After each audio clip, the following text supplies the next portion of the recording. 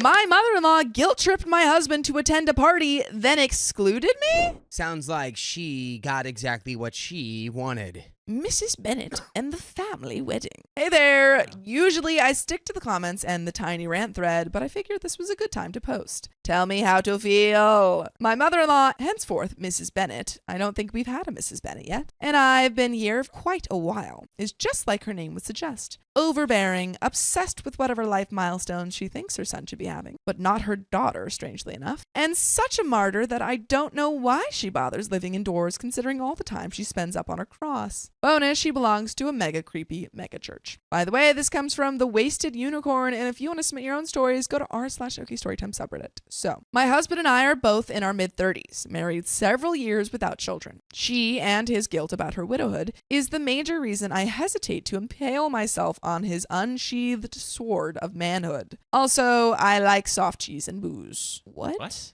Also, I like soft cheese and booze. I mean, so do I. Very important information there. He has one older sister from whom he is estranged, but both the sister and Mrs. Bennet are in denial about this. Mr. Bennet is passed away from a freak medical accident. I only met him once, and I will forever wonder if he was cool or a total enabler. My relationship with Mrs. Bennet and my tolerance for her antics went to crap when he passed away. Please trust me when I say that she is of the deaths from 1,000 cuts persuasion, and I am effing done. I have not seen her in a year and a half. Oh, Anyway. I love the intelligence oozing from OP's writing right now. Mrs. Bennet is love bombing and image obsessed, which means she has a lot of creepily enmeshed family friends. Their family party line is that so-and-so has really been there for the Bennet family in hard times. She refers to them as part of the family, including his sister calling the mother a variation on mom and their last name. She uses this as a reason to try to obligate my husband, and to a lesser extent me. I suppose he's supposed to get me in line, to do things with and for this family that we never see, and a small part of whom we both flat out loathe. Oh, the incidental stories I could tell. Front airbag jobs, VJs, weddings, and gender reveals. Oh my. The latest deal is that he had been invited to a wedding clear across the country from this family. Both of us, despite Mrs. Bennet swearing it must have been an honest mistake, it's pretty clear to me that even if it is a mistake, my husband simply does not interact with any of them enough for them to realize he's married. He's also offended on our behalf, but I'm contending with his mother. A, offering to pay for him to go. B, guilting the crap out of him because family. It will somehow look bad if he doesn't fly cross country to attend the wedding of these people he doesn't even wish a happy birthday on Facebook. He seems to be buying the people will be disappointed if I don't go party line. I've told him I really appreciate it if he didn't go, mistake or not, on principle. He also told his mother, who told him, it would mean so much if you read, it would make me look good if you go, that he'd prefer to just visit her for her birthday, which is coming up around the same time and is cheaper. Side note, she's always guilting him about her financial situation. No, he does not contribute. That's a hill to pass away on for me. He does not contribute to like your expenses? Yeah, maybe like they just are very militant about finances. I can't tell true meaning of that. Yet she'll spend $500 plus for him to fly out for this wedding, and she spends $200 to $300 on each of us for birthdays and Christmas despite my protests. So this is effing BS. Oh, okay, I think I get it. I think it's more like she's like, we can't be giving your mom money. Yeah. And then, but her mom keeps giving them stuff that costs a lot of money, and she's like, stop doing this because we don't want to owe you. Yeah. We know what you're doing. So what would you do or say to him? Anything, nothing. I do realize she's my BEC, so I could be overthinking it, but what is BEC? What's a BEC? I also accept creative things to fling at her while she's up on her cross of loving too much. And there is an update. My husband left me for his mother, or Mrs. Bennet, and the end of my marriage. Whoa! Okay, well, we found the problem. First of all, thanks so much for the comments. On the plus side, I guess now I don't have to keep quiet about Mrs. Bennet out of fear of my husband finding out and getting offended. My mom has been here taking care of me and cleaning my apartment for me. She's amazing. I've been to the doctor to get my own health taken care of because I don't have insurance anymore. And I let my friends know what's going on. I asked for a legal referral. Okay, pause. That acronym basically just means that it's a person who everything that they do annoys you.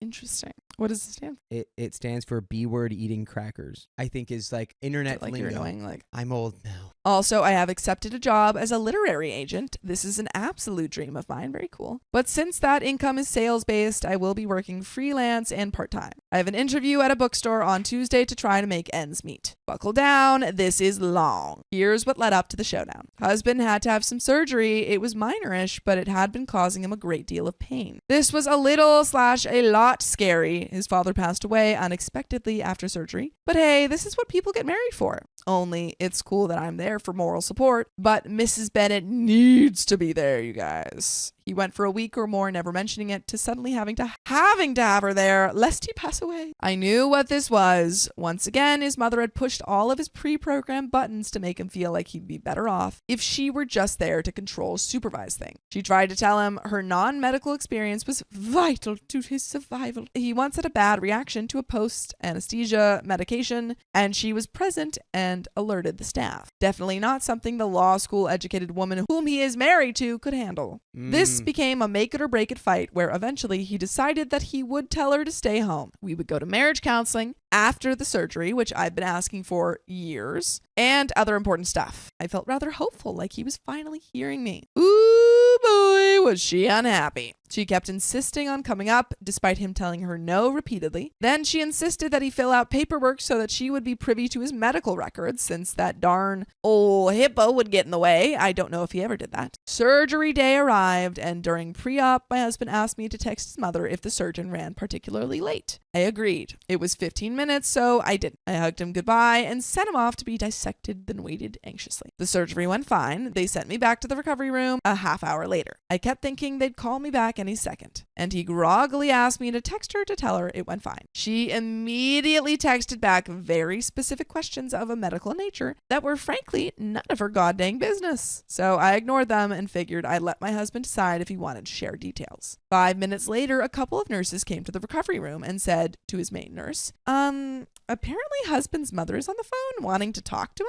She actually called the surgery center. She actually interrupted busy nurses and office staff because she didn't get her nosy questions answered. The nurses saw the, oh, not this crap again look on my face. You know the one that says, I will incinerate her with the power of my mind, and had a telepathic conversation with each other. Finally, one said, husband, would you like us to tell her you're doing fine? We need your permission. He groaned and gave them the thumbs up. The main older nurse said, oh, is your mother overbearing? He groaned again and didn't deny it. The nurse chuckled and said, I noticed your wife isn't saying a word. So is your mother a nurse or a doctor? No, he said. She was a non-medical job taking place in a hospital for years. The nurse looked at him and just laughed.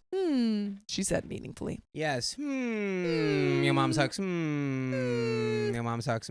So we went home and I took care of him as best as I could. The next day he decided he was ready to eat something more substantial and told me this just as I had gotten out of the shower. Well, we'd been grocery shopping the day before the surgery, so we had bland food on hand. None of this was what he wanted. He wanted me to go get a rotisserie chicken from the grocery store. Now I want the rotisserie chicken from the grocery store. I said I would, but right now my hair was wet and I wasn't ready to go out yet. Or I could thaw some chicken from the freezer and make that. Well, this started the tantrum. He went to the store anyway. Don't worry, he was only taking ibuprofen. I wouldn't have let him drive otherwise, and came back angry. Wait, you could just go to the store anyway at this point? And and you're trying to make your wife do it? Now you're mad? You're mad that your wife like, just got out of the shower? I had to take 500 milligrams of ibuprofen to get down there, okay? When Grow she was up, offering to make you literally any other food? Grow up, brother. The next day, guess who didn't listen and actually drove up here anyway? Yup, his mother. Apparently he saw her, confronted her about calling the surgery center, and she told him I hadn't texted until she called. This is not true, but I'm willing to believe that perhaps she didn't receive my text until then. When I asked why he was acting weird, he accused me of lying because he's seen the phone logs from his mother, not having his back during the surgery, not texting his mother as soon as I knew he was okay, which I should have known to do, making it all about me, making a power play. He screamed at me, told me I was being manipulative when I burst into tears, and when I said I was entitled to my feelings, he yelled, well, whoop-dee-doo, in the nastiest voice I'd ever heard him use. It's sort of funny now, but holy crap, I was stunned. It's funny that was your... Whoop-dee-doo. And I never, ever heard him speak to me like that. Then he announced he wanted a divorce. And there we are. Later, I realized that he had spent the time I was at book club packing his crap and loading it into his car. Since then, I've read a bunch of books on emotional and verbal abuse and realized that, holy crap, I've been in a verbally and financially harmful marriage and had no idea. So that's where we are now. I do not want him back. It hit me last night that, holy crap, I don't have to deal with Mrs. Bennet and her over-gifting during my birthday and Christmas. This, as you can imagine, has been an incredible relief. The financial stuff is weighing heavily on me, but at least I don't have to put up with her abuse anymore. I'm terrified to date again, but man, it would be nice to have regular spicy sleep once more. Guess what else I wasn't getting in my marriage, but thought/was told it was my fault. I think I know. Thanks again for all your kindness and wisdom, folks. I wouldn't be able to do this without you all, and there is an update. Okay. Yeah, I think this was the best way to go about it, though. Yeah, I mean, were you gonna stay with him? Yeah, no. And Couldn't. clearly not. So he just kind of got it out of the way for you. Yeah, he let you free. He freed you from this terrible family and marriage. Free at last. Dobby free! Dobby is free now.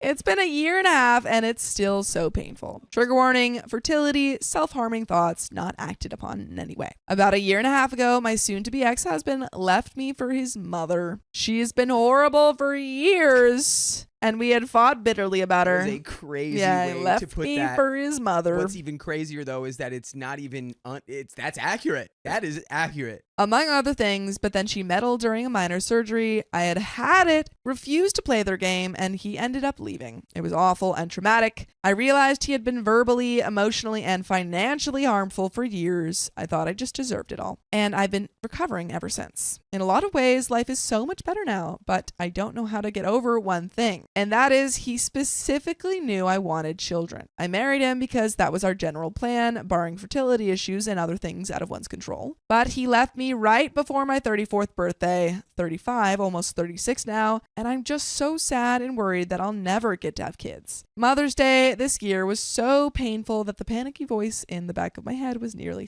I am not self-harming, but one of the fun manifestations of my panic disorder is that my brain is like self-harming thoughts. I have been in CBT and aware of it being part of my brain being an a-hole. I won't act on it other than crying in bed for a while, but it's there and it's awful.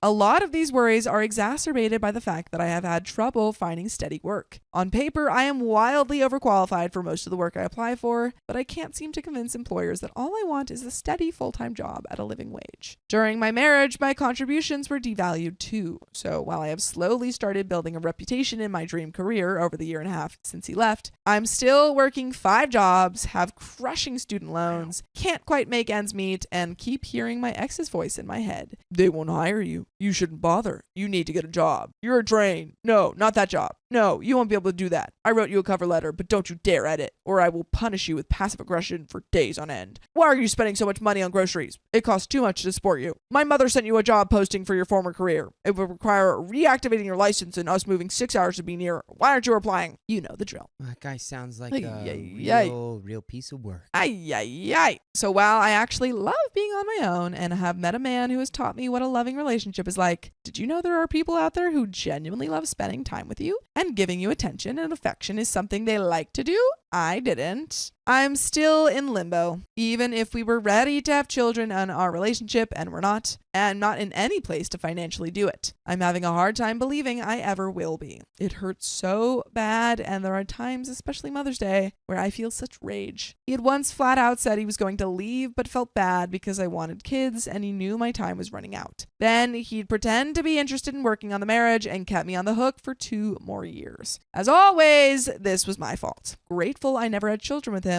On the other hand, it's so hard to know he gets everything he wants. His money, his career, his mommy, his new girlfriend, and their dogs. Ex-mother-in-law refers to herself as Grammy to the dogs. Barf. And I get to completely start over with nothing. But you know what's not nothing? Listening to full episodes of stories just like this. Just go to Spotify, Apple Podcasts, or iHeartRadio and search up OK Storytime. You are not starting over with nothing. You're absolutely not. I mean, you're starting 36. That is not at all, like, your life is just beginning. You've gone from this is what I have available to me. This is my narrow Sliver option. of the world. Now it's So many options. and then so if many my options. wrist could go all the way around, it'd be like you have the whole globe. Yeah, you're This currently is dating now a guy, your you know, opportunity. and if you being in a place where you can't have children when you're 40, then maybe it's time, you know, maybe we think about adoption. You know, there are Adopt. many different options if Yes. biological children are not, you know, possible. But there is a little bit left to the story. The worst part is that it's invisible pain. So it's not like I can point to a physical wound and say, well, it looks so much better than this time last year. I think people expect me to be over it by now. After all, we didn't have kids. How do you deal with this without being so bitter? Does it get better? Please tell me it gets better. It gets better. Yeah, It'll time. get better, It just takes time. I mean, Yeah. you're in a marriage. Takes Yeah. more. It's gonna take more than a year. but it'll get better. But that is the end of that story. Yeah, maybe move somewhere else, like a different Start start a over. new life. Oh, I mean, having your Reset support life. system That's is what really my nice. tattoo is about. I have a tattoo that says "A man is no one," and it means that you can just go do whatever at any point. You can wipe the whole thing. I mean, wipe don't it limit clean. yourself. You have no limits right now. Yeah, you can go do anything you want. But also, you know, your support. Hopefully, you have a support system. Yes.